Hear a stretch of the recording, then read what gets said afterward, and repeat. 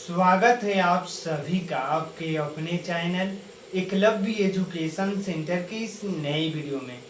दोस्तों, आज की इस वीडियो में हम यह जानने का प्रयास करेंगे कि धान की फसल में हम कौन कौन से खादों का प्रयोग कर सकते हैं, और इसके साथ साथ यह भी जानने का प्रयास करेंगे कि हम अपने धान की फसल में कौन कौन से खादों का प्रयोग कैसे कर सकते हैं, यानी इनके प्रयोग करने की विधि पर भी हम विस्तार से जानकारी प्राप्त करने की कोशिश करेंगे इस वीडियो में। तो चलिए इस बेहद ही महत्वपूर्ण वीडियो की शुरुआत करते हैं। जैसा कि आप जानते हैं कि धान एक ऐसी फसल है जिसकी खेती लगभग बरसात के मौसम में करके हम ज़्यादा से ज़्यादा लाभ प्राप्त करने में सफल हो सकते हैं। लेकिन मौजूदा दौर की काफ़ी संख्या में किसान यही सोचते हैं कि हम अपने धान की फसल में कौन कौन से खादों का प्रयोग करें जिससे जो हमारा धान का फसल है उसमें ज़्यादा से ज़्यादा कले की संख्या बढ़ने की संभावनाएं हो सके। और उन्हीं प्रयोगों में एक नया प्रयोग काफ़ी चर्चाओं में चल रहा है, यानी धान की फसल में हम कौन कौन से खादों का प्रयोग करें। तो उसमें सबसे पहला है नाइट्रोजन, यानी नाइट्रोजन जैसे खादों का प्रयोग कर सकते हैं अपने धान की फसल में। इसके साथ साथ केवल नाइट्रोजन का नहीं प्रयोग करना है, यानी हमें नाइट्रोजन, फास्फोरस, जाइम, जिंक जैसे खादों को एक साथ मिला देना है। अगर इन सभी खादों को एक साथ मिलाकर अपने धान की फसल में डालते हैं तो निश्चित तौर पर आपके धान की फसल में ग्रोथ देखने को मिल सकता है। लेकिन हमें यह भी ध्यान में रखना होगा कि कुछ ऐसे खाद होते हैं जिनको अलग अलग डालना होता है, यानी हमें अलग अलग डालने की भी विधि पर भी विस्तार से जानकारी प्राप्त करने की ज़रूरत है। यानी एक अन्य खाद है जैसे नाइट्रोजन, फास्फोरस, जाइम, जिंक जैसे खाद हैं, इनका प्रयोग हम एक साथ कर सकते हैं, लेकिन अलग अलग माध्यम से भी इसका प्रयोग कर सकते हैं। यानी अगर आप अलग अलग इनका प्रयोग करना चाहते हैं तो निश्चित तौर पर कर सकते हैं, आपको लाभ ही हो सकता है। और इसके साथ साथ हमें यह भी ध्यान में रखना होगा कि हम अपने धान की फसल में उचित मात्रा में खादों का प्रयोग करें। यानी नाइट्रोजन की बातें करते हैं तो एक एकड़ में हमें लगभग 50 केजी नाइट्रोजन का प्रयोग करना है एक बार में।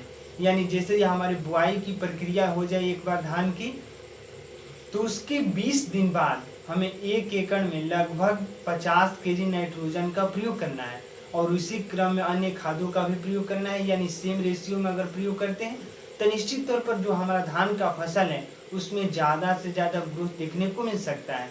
तो इस तरह से सही रणनीति के साथ सही मात्रा में खादों का प्रयोग करना हमारे लिए बेहद ही जरूरी है, क्योंकि अगर ज़्यादा मात्रा में खादों का प्रयोग कर देते हैं शुरुआत में ही तो निश्चित तौर पर जो हमारा धान का फसल है उसमें जो ग्रोथ है वो रुक सकते हैं, यानी हमारा धान का फसल नष्ट भी हो सकता है।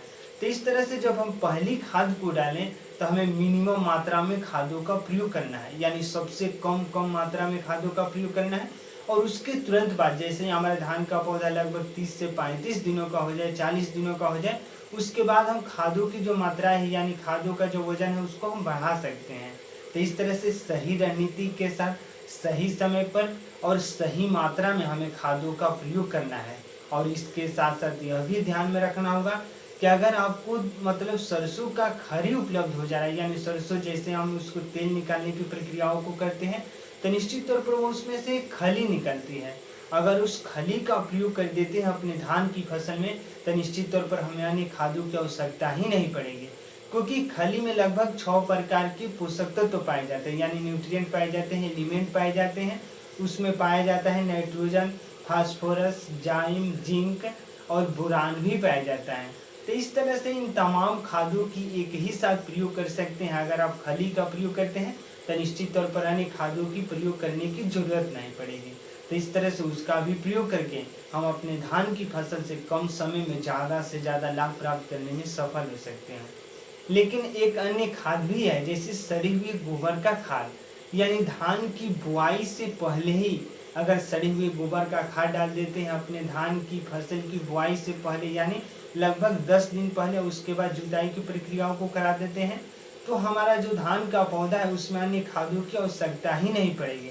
यानी न ही खाली डालने की आवश्यकता पड़ेगी, न ही नाइट्रोजन, फास्फोरस, जाइम, जिंक जैसे खादों की आवश्यकता पड़ेगी। तो इस तरह से अगर सड़े हुए गोबर का खाद सही मात्रा में सही रणनीति के साथ प्रयोग करते हैं तो निश्चित तौर पर हम अपनी धान की फसल से कम बजट में यानी कम लागत में ज़्यादा से ज़्यादा लाभ प्राप्त करने में सफल हो सकते हैं।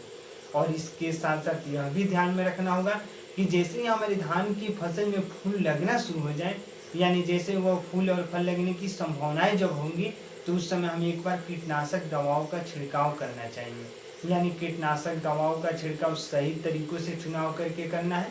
अगर इन तमाम प्रयोगों को सही रणनीति के साथ करते हैं तो हमें पूरा भरोसा है कि आप अपने धान की फसल से इस बरसात के मौसम में ज़्यादा से ज़्यादा लाभ प्राप्त करने में सफल हो सकते हैं।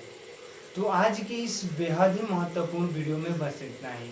अगर आप हमारे चैनल के साथ नए जुड़े हैं और वीडियो अच्छा लग रहा है, कुछ सीख पा रहे हैं इस वीडियो के माध्यम से, तो हमारे चैनल को कर दीजिए सब्सक्राइब, ताकि हमारे द्वारा अपलोड किया गया हर वीडियो आपके पास सबसे पहले पहुंच जाए और हम तथा हमारी टीम से उत्साहित महसूस करें कि आपकी धान की फसल में पहली खाद डालने की सही रणनीति में हम थोड़ा सा भी सहयोग करने में सफल हो रहे हैं।